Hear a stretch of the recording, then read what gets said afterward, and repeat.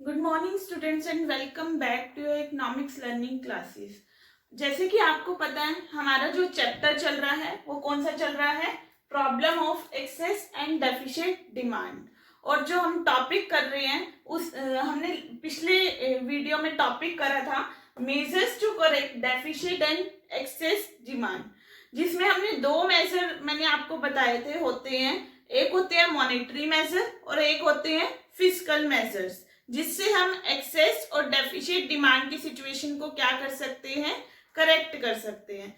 आज हम पढ़ेंगे फिस्कल मेजर्स कौन कौन से होते हैं। ठीक है, लास्ट वीडियो में हमने पढ़ा था मॉनेटरी मेजर्स। मॉनेटरी मेजर्स आपको पता है वो कौन से मेजर्स थे जो किससे रिलेटेड थे, मनी से रिलेटेड थे, आरबीआई की मॉनेटरी ट्रांजैक्शन से रिलेटेड थे।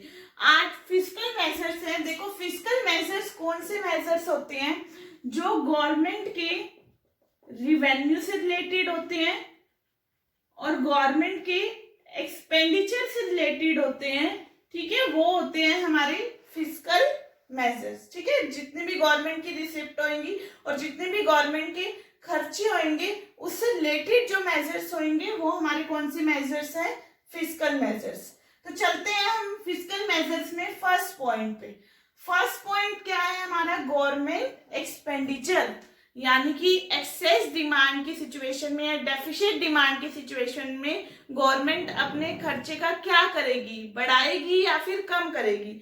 गवर्नमेंट देखो एक्सपेंडिचर करती है, जैसे रोड्स पे खर्चा करती है, डैम्स पे खर्चा करती है, कोई बिल्डिंग कंस्ट्रक्ट कर रही है उस पे खर्चा कर रही है, एजुकेशन पे खर्चा जब गवर्नमेंट करती है, ठीक है, या फिर बीपीएल फैमिलीज को क्या देती है, सब्सिडीज वगैरह देती है, उनको खाना वगैरह देती है, उन पे भी गवर्नमेंट क्या कर रही है, खर्चा कर रही है। ठीक है, उसको वो सारे गवर्नमेंट एक्सपेंडिचर में क्या होंगे, इंक्लूड होंगे।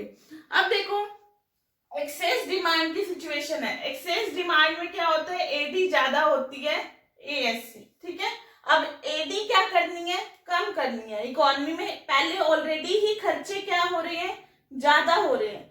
अब इकोनॉमी में खर्चे क्या करने हैं, कम करने हैं। तो गवर्नमेंट एक्सेस डिमांड की सिचुएशन में क्या करेगी, जो गवर्नमेंट अपने खर्चे हैं वो क्या कर देगी, कम कर देगी। और डेफिशिएंट डिमांड में देखो एग्रीगेट डिमांड कम होती है एग्रीगेट सप्लाई से। इकोनॉमी में ऑलरेडी खर्चा क्या हो रहा है, कम हो रहा है, तो गवर्नमेंट यहाँ पर अपने एक्सपेंडिचर क्या करेगी, बढ़ाएगी, ताकि डेफिशिएंट डिमांड की सिचुएशन है वो क्या हो सके, करेक्ट हो सके।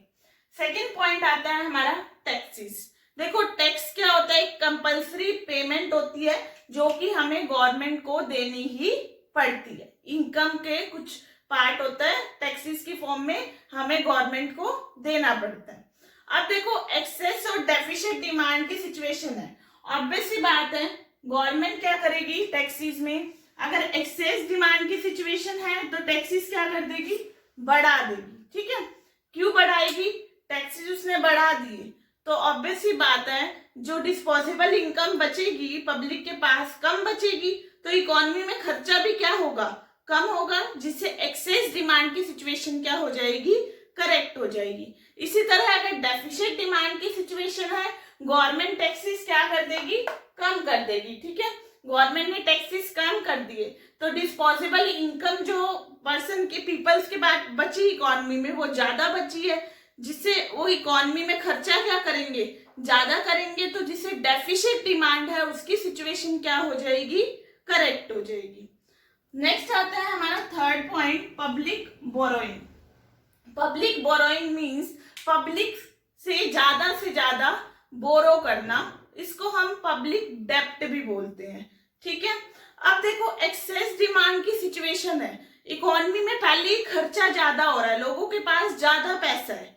ठीक है, तो इस सिचुएशन में गवर्नमेंट उनसे से ज्यादा बोरो करेगी, बाय इंक्रीज करेगी borrowing by offering attractive rate of interest. उन्हें अच्छा खासा रेट ऑफ इंटरेस्ट देगी, तुम मुझे 10 लाख दो, तुम मुझे 20 लाख दो, मैं तुम्हें रेट ऑफ इंटरेस्ट अच्छा दूंगी, जिससे पब्लिक अट्रैक्ट हो जाएगी, अपना पैसा गवर्नमेंट को देगी, जिससे क्या होगा, इकोनॉमी में फिर उनके पास पैसा कम बचेगा तो खर्चा कम होगा और एक्सेस डिमांड की सिचुएशन क्या हो जाएगी, करेक्ट हो जाएगी।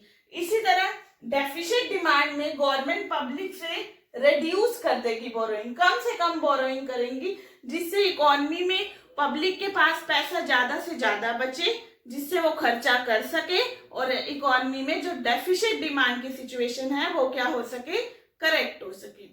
लास्ट पॉइंट आता है हमारा बोरोइंग फ्रॉम आरबीआई, यानी कि गवर्नमेंट आरबीआई से एक्सेस डिमांड की सिचुएशन में ज्यादा से ज्यादा बोरो करेगी या फिर कम से कम बोरो करेगी। देखो यहाँ पर अगर एक्सेस डिमांड की सिचुएशन है तो गवर्नमेंट क्या करेगी, कम से कम पैसा आरबीआई से बोरो करेगी, क्योंकि इकोनॉमी में खर्चा ऑलरेडी ज्यादा हो रहा है, इकोनॉमी में एग्रीगेट डिमांड ऑलरेडी ज्यादा है, तो वो बोरो करके क्या करेगी आरबीआई से। ठीक है, बोरो आरबीआई से इसलिए किया जाता है ताकि इकोनॉमी में वो आगे कुछ खर्चा कर सके, ऑलरेडी एक्सपेंडिचर ज्यादा हो रहा है तो वो आरबीआई से यहाँ पर कम से कम बोरो करेगी। लेकिन डेफिसिट डिमांड की सिचुएशन में वो ज्यादा से ज्यादा आरबीआई से क्या करेगी, पैसा बोरो करेगी, जिससे इकोनॉमी में वो खर्चा ज्यादा करेगी, जिससे डेफिसिट डिमांड की सिचुएशन क्या हो जाएगी, करेक्ट हो जाएगी। तो ये थे हमारे fiscal measures to correct deficit and excess demand. I hope आपको ये टॉपिक अच्छे से क्लियर हो गया होगा। ये जो चैप्टर है problem of excess and deficit demand, ये चैप्टर हमारे कंप्लीट हो चुका है, इसके जितने भी टॉपिक्स है हमारे कंप्लीट हो चुके हैं। इसके एक बार सीबीएसई के क्वेश्चंस है उससे गो थ्रू जरूर होना, क्योंकि क्वेश्चंस एक स्ट्रेट फॉरवर्ड नहीं आते, कुछ फॉर्म में चेंज होकर आते हैं। आई होप आपको ये टॉपिक अच्छे से क्लियर हो गया होगा। अगर आपको मेरी वीडियो अच्छी लगी है तो इसको ज्यादा से ज्यादा लाइक करिए और मेरे चैनल को सब्सक्राइब जरूर करना। Okay, thank you everyone.